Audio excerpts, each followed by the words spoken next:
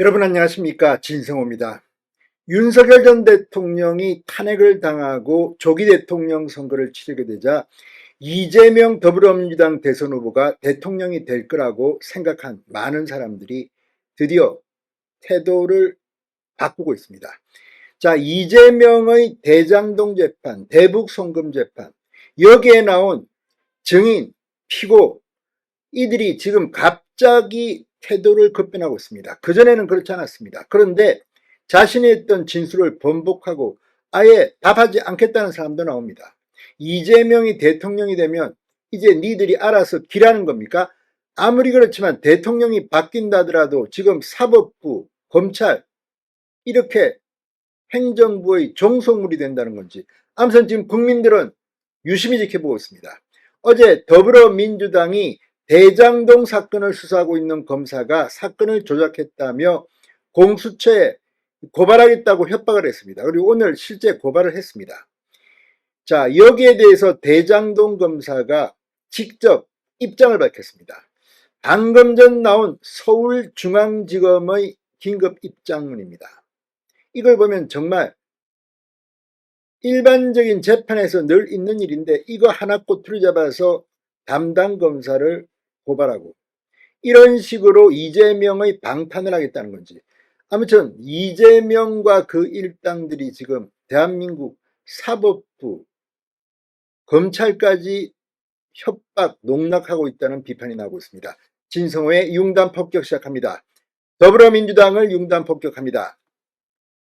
자, 민주당 법률대변인인 이건태 의원이 어제 서울 민주당사에서 기자회견을 열고 이재명 후보 대장동 사건이 검찰이 조작한 거짓 사건임이 밝혀졌다며 증거조작 검사를 즉시 고발함으로써 사건 실체를 낱낱이 밝히겠다고 주장했습니다.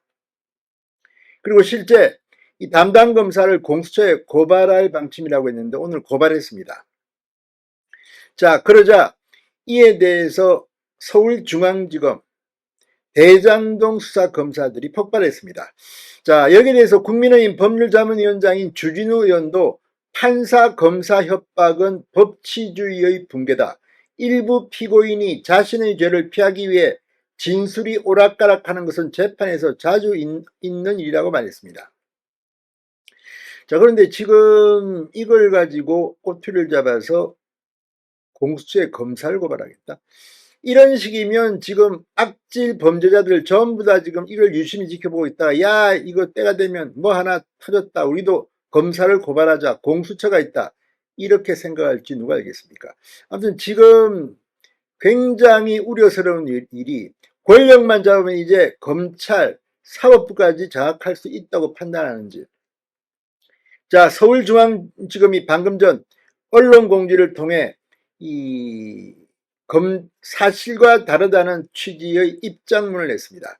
정영학은 대장동 개발비 수사 초기인 2021년 9월 검찰의 진실을 밝히겠다며 자진 출석해 위례사업 등 분석 결과 대장동 택지 분양가가 최소 1,500만 원 이상이 될 것을 알았지만 그 시뮬레이션 결과대로 가면 민간이 과도하게 이익을 가져가는 것이 드러나기 때문에 택지 분양가가 1,400만 원으로 예상되는 것처럼 서류를 작성했다고 수차례 진술했다고 밝혔습니다.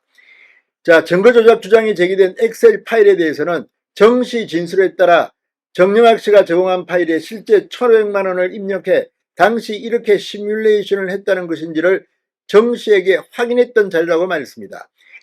그 모든 조사 과정에 변호인이 입회해 서명 날인까지 했으며 정씨는 2022년 9월 법정에서도 같은 취지로 증언했다고 설명했습니다. 그러다가 추가 수사 및 재판 과정에서 유동규, 나무까지 사실관계를 실토하는 등 처벌을 면할 수 없는 상황이 되자 지난해 12월에 이르러 정씨가 종전 증언까지 번복했으나 이 역시 지난 1월 공판 과정에서 여러 증거에 의해 믿을 수 없는 주장임이 명백하게 드러났다. 검찰은 앞으로도 흔들림 없이 공소유지에 만전을 기해해 나갈 예정이라고 밝혔습니다. 회계사 정영학 씨, 화천대유 대주주 김만배 씨, 이 유동규 전 성남도시개발공사 본부장, 남욱 변호사와 함께 배임 등 혐의로 2021년 11월 기소된 대장동 민간업자 4명 중 1명입니다. 이들은 이재명 후보가 성남시장으로 재임하던 시절 진행된 대장동 개발 사업과 관련해 성남도시개발공사에 4,895억 원의 손해를 끼친 혐의 등으로 재판을 받고 있습니다. 검찰은 정 씨가 예상 택지개발 이익을 평당 분양가 1,500만 원 이상에서 1,400만 원으로 축소해 예상 사업 이익을 산출하고 사업 계획성을 작성했다고 판단했습니다. 정 씨는 당시 관련자들의 대화 녹취록을 제공하는 등 수사에 적극 협조해 이 범죄 신고자로 인정됐고 나머지 3명과 달리 불구속 기소된 바 있습니다. 하지만 정영학 씨는 지난 3월 재판부에 제출한 변호인 의견서에서 평당 1,500만 원이라는 엑셀 파일을 만든 적이 없다고 주장한 것으로 전해졌습니다. 정 씨는 누군가 해당 파일에 평당 1,500만 원의 숫자를 임의로 입력해 사업성 분석 시뮬레이션을 별도로 한 다음 그 결과물을 출력한 자료로 추정된다고 했다는 게 민주당의 설명입니다.